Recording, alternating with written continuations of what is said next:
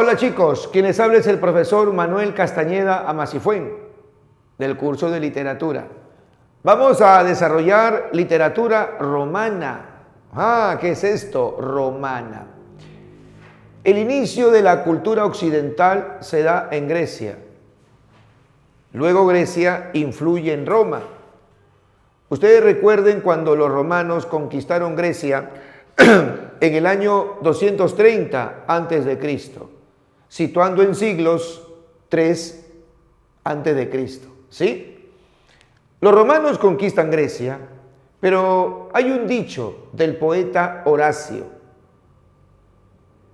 Grecia conquistada conquistó a Roma. ¿Cómo es eso? Roma quedó conquistada de la cultura griega, ¿sí o no?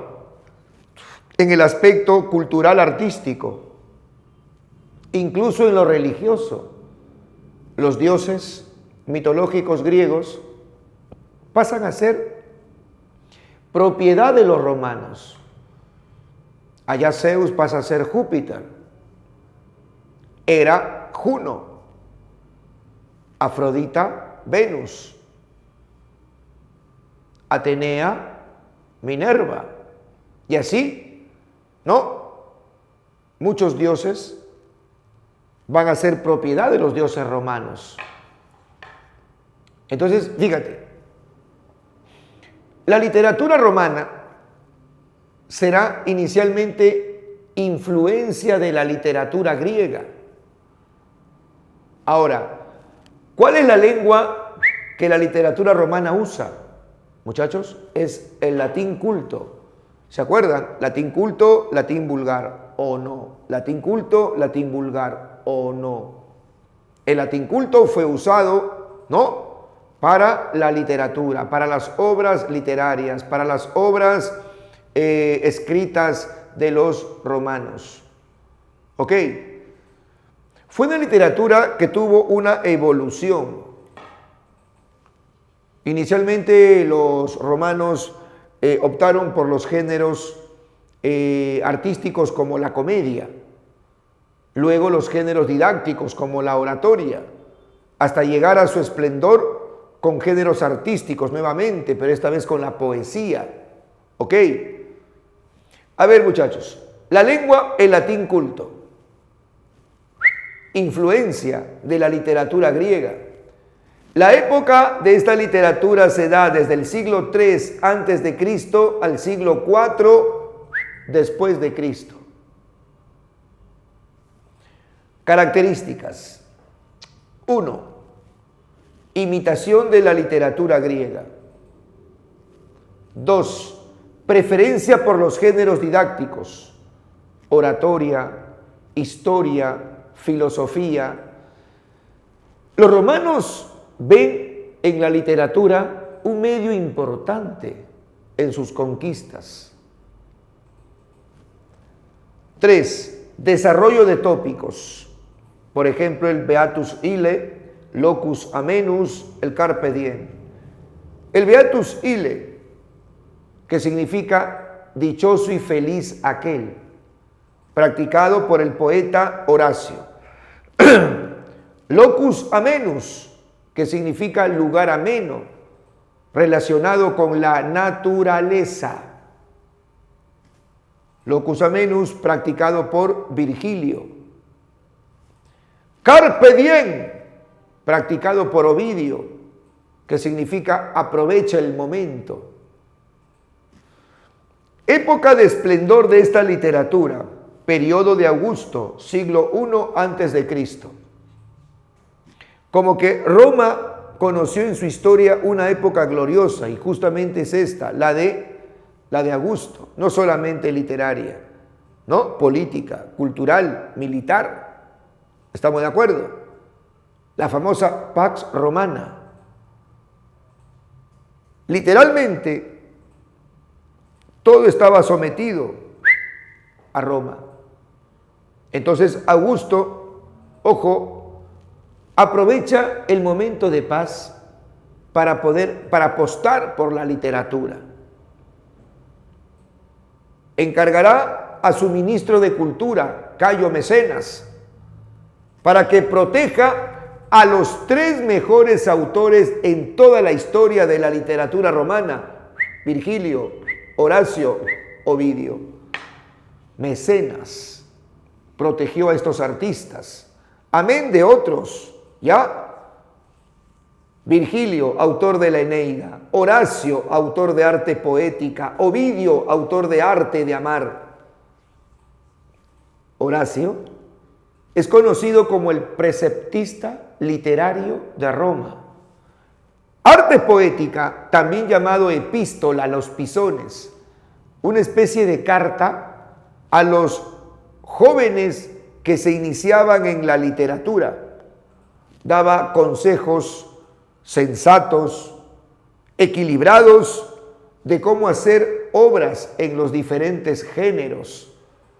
Por eso que Horacio es conocido, te he dicho, como el preceptista de la literatura romana. Se inspiró bastante en los preceptos de Aristóteles. Ovidio, autor de Arte de Amar, gran poeta, pero tuvo un percance. El emperador Augusto lo echó de Roma por considerarlo inmoral. En Arte de Amar, una obra poética, Ovidio, según el emperador Augusto, incitaba al adulterio. Recuerda que Augusto también hizo reformas morales, ¿ya? En Roma. Y esta obra la consideró como atentatoria contra la moral. Ahora, en algunos versos de esta obra, algunos ven a Julia. ¿Quién es Julia? La hija del emperador. Dicen algunos que Ovidio habría indirectamente hablado de Julia y sus amores. Entonces, Augusto lo echó de Roma, ¿ya? Sin embargo, estos tres conforman la llamada trilogía capitolina, la gran trilogía de la literatura romana. ¿Ok? Virgilio, el máximo representante de esta literatura, nacido en Mantua en el año 70 y muerto en Nápoles en el año 19 a.C. Virgilio nació en un hogar campesino, creció en medio del campo, de la naturaleza. De ahí por qué va a escribir dos obras relacionadas al campo: bucólicas y geórgicas.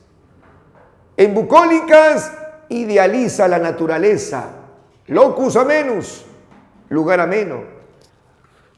En geórgicas habla de la agricultura, el trabajo agrícola, la cosecha.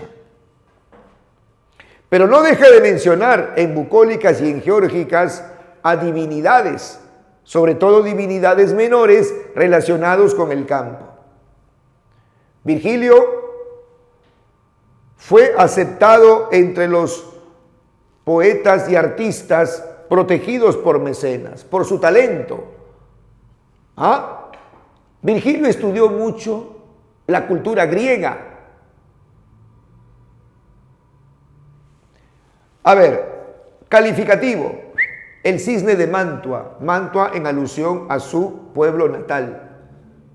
Influencias: Homero y Hesíodo. Homero influye en la Eneida y Hesíodo influye en geórgicas. Recuerda que Hesíodo tiene una obra titulada Los trabajos y los días, también relacionados a la agricultura. Y geórgicas tiene influencia entonces de los trabajos y los días. Sin embargo, su obra cumbre es la Eneida. Esta obra es incompleta. Mira, Virgilio, para acabar esta obra, tuvo que viajar por muchos lugares de Grecia para informarse y acabar esta obra.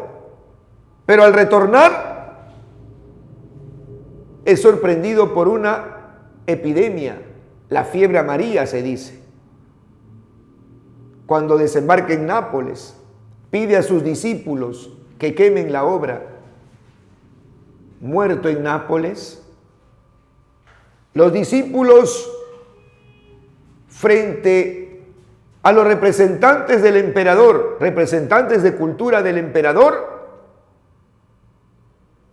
dijeron: esta es la voluntad del poeta, que la obra se queme. Pero los representantes del emperador pidieron que no, porque era una obra valiosa para extender la fama de Roma. Por eso es que no se cumplió la última voluntad de Virgilio.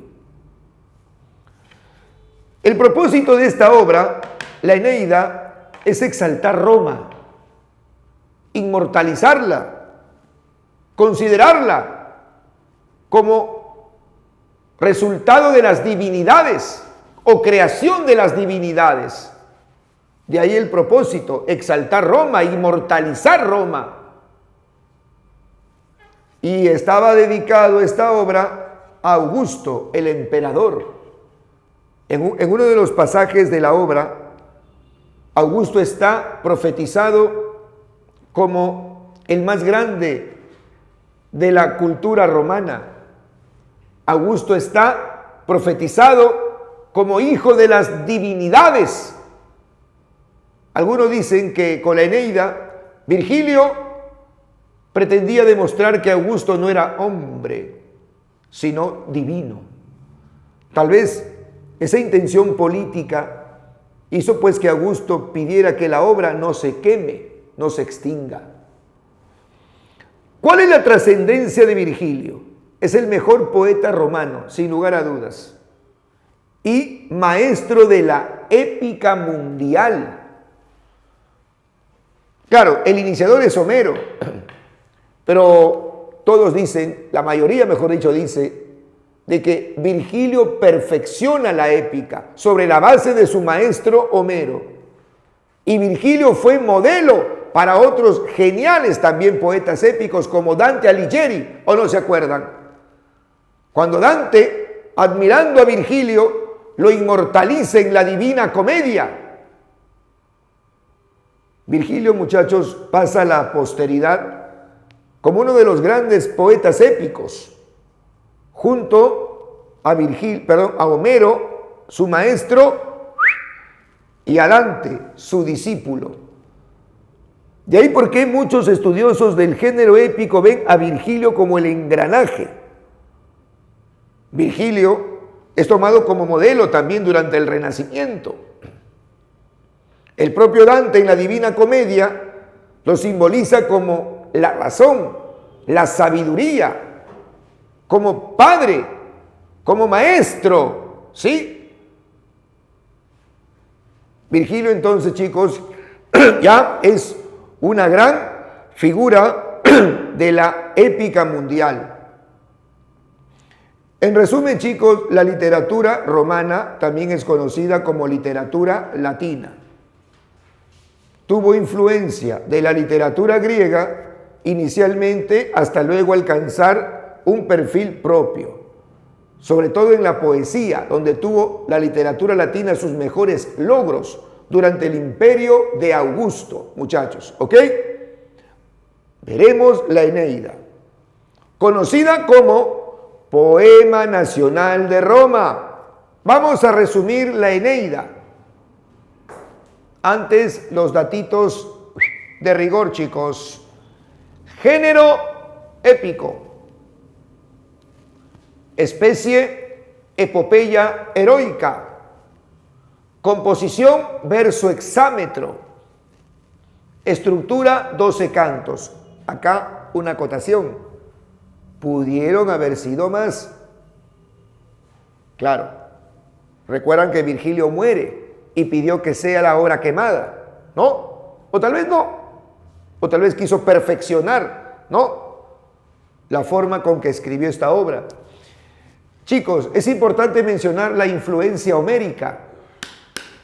Estos 12 cantos, ojo, podemos dividirlo así. Del canto 1 al canto 6, influencia de la Odisea. Del canto 7 al canto 12, influencia de la Ilíada. Tema central: las aventuras de Eneas y su conquista de Lacio. A ver, muchachos, Eneas fue un héroe troyano, semidios de la estirpe divina. En un pasaje de la Ilíada de Homero, Eneas saca pecho de su linaje frente a Aquiles, que también era divino, ¿no? Pero Eneas tenía la vanidad de que su madre era Venus, o sea, la famosa Afrodita, una diosa olímpica. Y del mortal Anquises, troyano, peleó en la guerra a favor, obviamente, de los troyanos. ¿Ok? El tema es las aventuras de Eneas y su conquista de Lacio. A ver, entre los personajes, Eneas, semidios; Dido, que es la reina de Cartago, latino, rey de Lacio, de la actual Italia; Lavinia, hija de Latino; Turno, rey de los rútulos, pretendiente de Lavinia; Ámata, esposa de Latino; Anquises, padre de Eneas; Venus, madre de Eneas; Juno, diosa, que no quiere que se cumpla el buen destino de Eneas; Sibila de Cumas, una adivina, entre otros personajes, muchachos. A ver, la obra empieza cuando las naves de Eneas llegan, después de 7 años de viaje, al norte de África, Cartago. Ahí reinaba Dido, la bella, la simpática Dido, a su vez viuda. Había jurado amor eterno, amor eterno.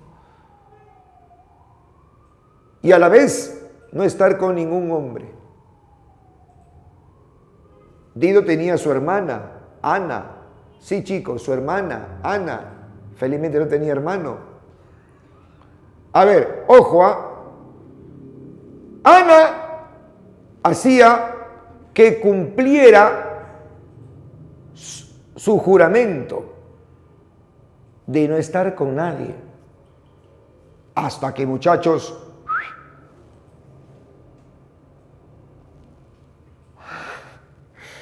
bueno, chicos, ese juramento, a veces digo, ¿no? Uno juramenta algo, voy a amarte siempre, y no, pues, o sea, risa. Hasta que llega Eneas. Eneas, chicos, no llegó solo. Eneas llegó, con muchos troyanos. Entonces, es ahí cuando Eneas le narra a Dido desde que salió de Troya hasta que llegó ahí, a Cartago. Entonces, ahí nos parecemos un poco ¿a qué? A Odiseo, el que narra sus aventuras al rey Alcinó en Feacia, ¿te acuerdas? Esta vez Eneas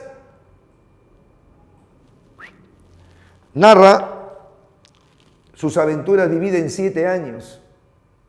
Chicos, ¿qué cuenta Eneas? A ver, en resumen, le cuenta a Dido que él sale de Troya, luego que los griegos los habían engañado con lo del caballo. Y los dioses le dijeron a Eneas que tenía que salir de allí. Eneas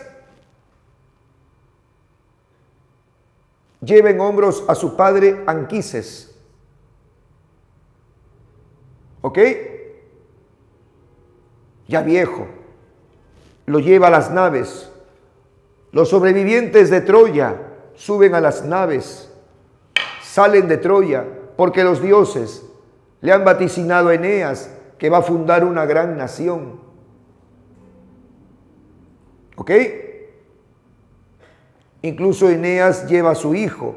La esposa de Eneas muere en el asalto a Troya. Entonces, chicos, ¿con qué familiares directos va? Sale de Troya Eneas con su padre Anquises y su hijo Ascanio. Y las naves zarpan de Troya. Pero Juno era la diosa que no quería que se cumpla el buen destino de Eneas.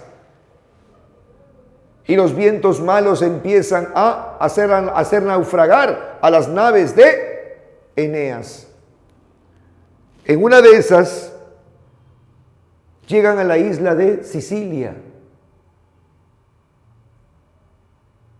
Se habían enfrentado con muchos seres fabulosos, con cíclopes, con lestrigones, etc.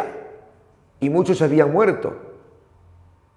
Entonces, en Sicilia muere Anquises, el padre de Eneas, y ahí lo entierra. Cuando tiene que salir Eneas de Sicilia, ya muchos no quieren moverse de allí. Entonces se quedaron mujeres, hombres, etc. Solamente los más valerosos siguieron a Eneas rumbo al destino que los dioses le habían trazado. Es así cuando los vientos lo llevaron al norte del África. Ahí donde está narrando sus aventuras a Dido.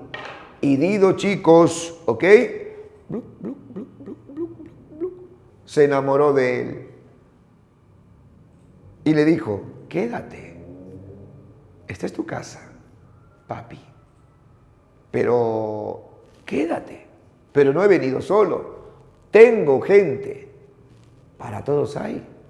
¿Qué? Espacio. Allá. Entonces, Eneas, en un momento dado, creyó que era Cartago el destino que los dioses le habían trazado. Un día, Dido le dice a Eneas, te invito a que conozca mi bosque. ¿Cómo? Mi bosque. Porque como era un país africano, la selva, pues hijo. Ah, ya. Entonces se van, ven los animales, ¿no? Los elefantes, los leones. ¡Oh, qué bonito lugar en donde vivía Dido! Era un palacio inmenso, rodeado de plantas, de bosques, de selva, hermoso, muchachos. Y en una de esas, Venus provoca una tempestad. Lo que pasa es que Venus, su madre, no quería que Eneas siga, pues, ¿no?, padeciendo aventuras. Entonces, en una de esas tormentas, Dido y Eneas se esconden en una cueva. Hicieron de esa cueva su nido de amor. Se hacen marido y mujer. Eneas cree que se va a acomodar ahí. Una noche, en que Eneas y Dido dormían, se aparece Mercurio, el mensajero de Zeus o de Júpiter. Claro, teniendo en cuenta que los nombres son diferentes, ¿no? De mitología griega a mitología romana. Y le dice que no es su destino Cartago, que tiene que salir. Muchachos, con mucha pena, con mucha dificultad, saldrá de Cartago. Y Dido lo amenaza. Si tú te vas, yo me suicido. No le quedó otra. Con mucha pena, porque él tenía que hacer caso a la voluntad de los dioses. Dejó Cartago. Y Dido se suicida. Los vientos van a llevar ya hacia su destino. ¿Sabes dónde? Desembarca en el río Tíber, o sea, en el Lacio. Lacio tenía su rey, habíamos dicho, Latino. Eneas y Latino hacen un pacto. Latino le ofrece a su hija como esposa a la bella Lavinia. ¿Qué dije? que Lavinia era pretendida por Turno y Ámata, esposa de Latino, madre de Lavinia, favorecía a Turno.